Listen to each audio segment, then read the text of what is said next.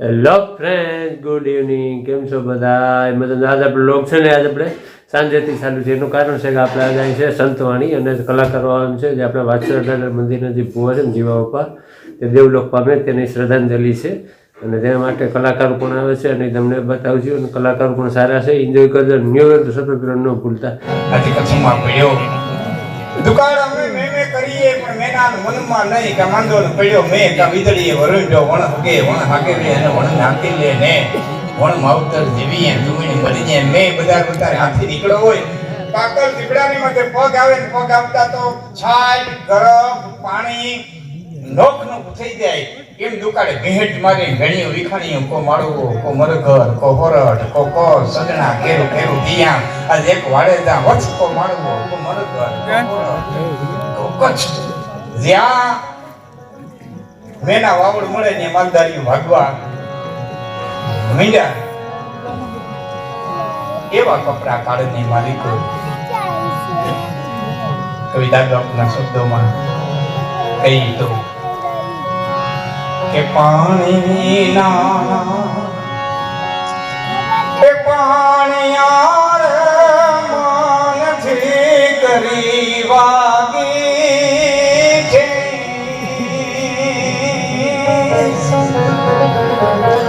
તેરે ધાણે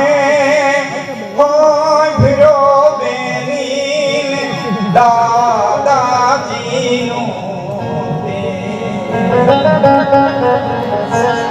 array ધાણે હોંગરો બેની દાદાજીનું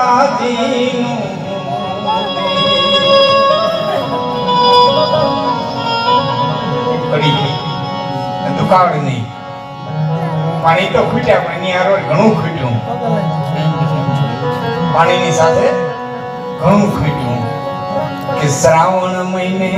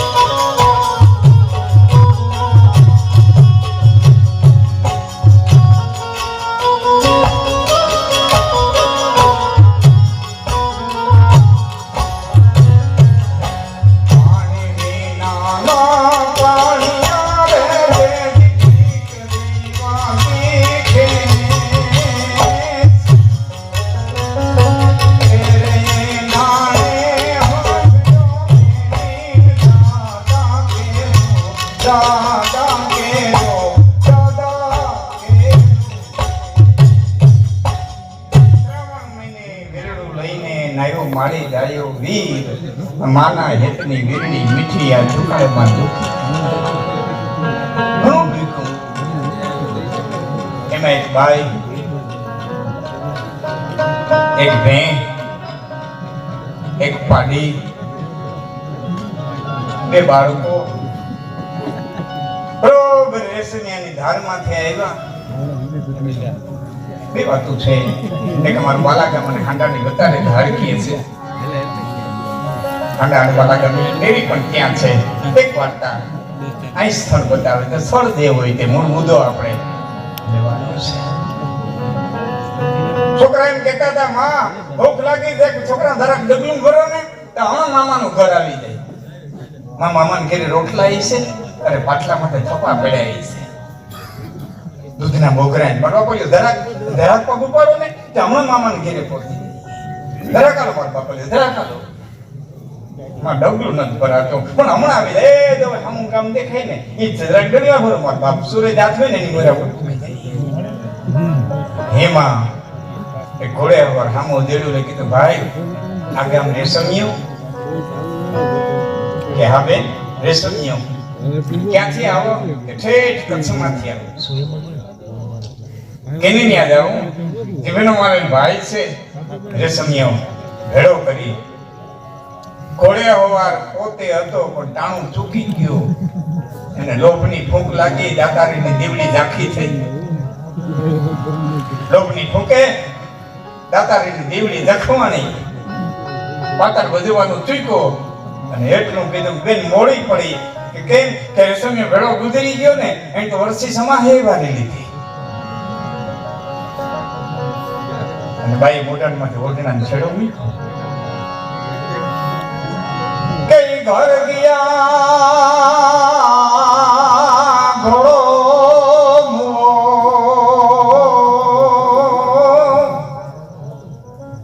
એમાં મેલાન મેવલીએ પણ આમાં રખડી રાન થયા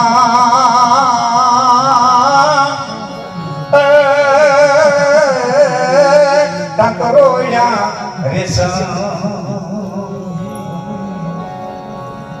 ગલ ગયા ઘોડો મૂવો થોડી પેલા દાદા ડેરી બેઠા ત્યાં કરતા હોતી શબ્દોની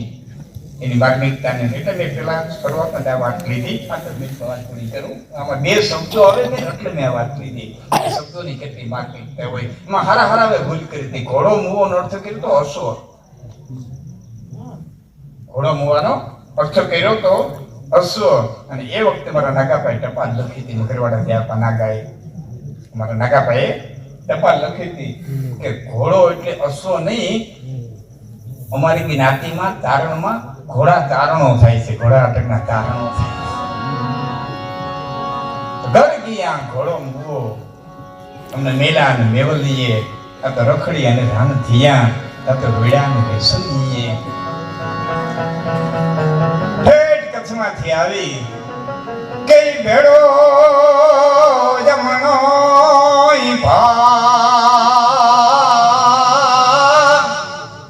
જાણે વાંઢું ને વર્તાવશે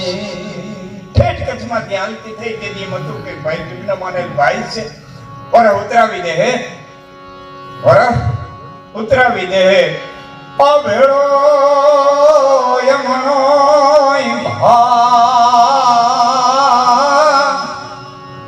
જાણે વાંઢું ને વર્તાવશે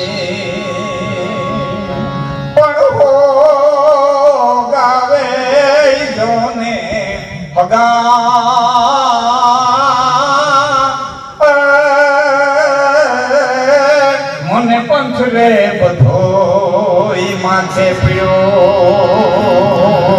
પણ આમાં હો ગાવનો જોને ભગા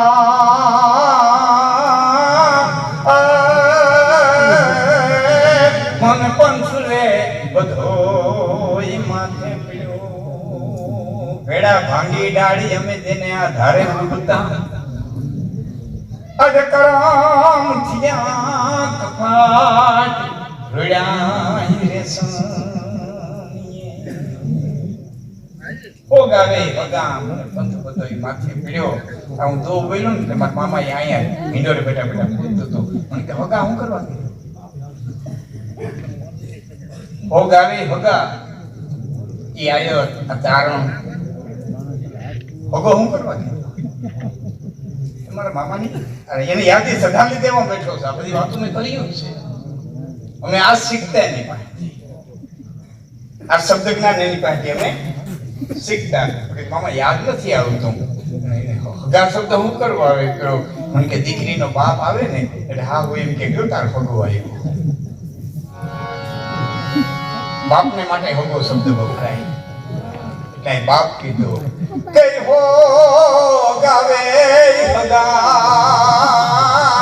મને પણ બધોય માથે પડ્યો બસ વાત બાકી છે ખાલી નાખી ધીમે ધીમે ધીમે ધીમે ઘોડી છે એ પથ્થરની ફાટી ગઈ અને ઘોડી પથ્થરની થઈ આદમી તેમકો અને આદમીએ કીધું કે હા બેન બાપ કે હું રેશમીય ભેળો તેથી તારની દીકરી એટલું બોલી હતી ભેળા આટલો લોભ ન કરી ગયો તો હું તારની દીકરી તારું મોડું પડ્યું ને તો તારા મળાને બેઠું કરતી મારા તાકાત મારી આંખી અમૃત હોય અમે જાતા નહીં દિવાળીએ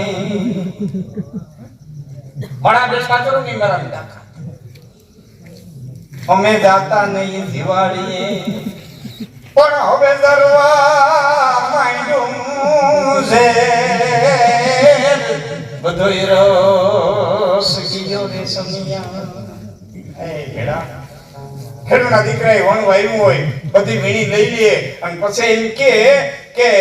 તોય ઘેટા બકરા વાળાને કે હવે તમારા મારા વણમાં તમે ઘેટા બકરા મૂકી દો એ ઘેટા બકરા મૂકી દઈએ ભેડા એને વણ ભેરવું કહેવાય એ વણ ભેરવાઈ જાય અને એમાંથી બે પૂંભડા લેવા હોય તો પાછા બે પાન પાઈ અને પાછા એમાંથી બે પૂંભડા લેવા હોય ને તો લઈ હગાય પણ એક વખત વણની હાઠિયું થઈ જાય ને પછી 5 ગણું પાણી પાઈ દે પૂંભડા ન થાય એમાં તારા મારા સંબંધની આદરે હાઠિયું થઈ ગઈ કઈ ભેડા ભેડા અમે વિણેલ વણું ને વાળીએ પણ આમાં હાથી હુકાતે બધો રસ ગયો રે સમિયા અને પછી આદમી કીધું તમે ઘોડી પથ્થરની થઈ અને હું પથ્થરનો ન થાઉં ત્યાં સુધી તારા મરે ગયા બંધ કરતી નહીં નકરા ભાગ લઈને હવે હું જીવી નહીં કહેવાય છે કે ઘોડી પથ્થરની થઈ ઘોડે અભવાક પથ્થરનો થયો અને મરૈયા ગાતી ગાતી ગાતી ગાતી બાઈ પોતે પથ્થરની થઈ ત્યાં હું મરે શબ્દોની તાકાત શબ્દ આ રહે એક એક દુવાની અંદર એક એક શબ્દ જે મહત્વનો આવતો હોય એ મને પૂછવાનું ઠેકાણું હતું મામા દુવો ન સમજાતો મામા શબ્દ નથી સમજાતો મામા વાત નથી સમજાતી અને એ ખોલવા પાડી જે કહેતા કે પૂછવા ઠેકાણું મારે નો રહ્યું એને મારે બે શબ્દોથી શ્રદ્ધાંજલિ દેવી પડે પણ કાળ કાળેનું કામ કરે સમય સમયનું કામ કરે ને સમયના પેટલાને સિર પર ધરી અને મામાને શ્રદ્ધાંજલિ દેવા માટે થઈ અને ભાઈ વિજયભાઈ પધાર્યો છે તો ભાઈ વિજયને વિનંતી કરું કે માઇક આવે ફરી આગળ પાછા બધા કલાકારો તારી ભાઈ બધા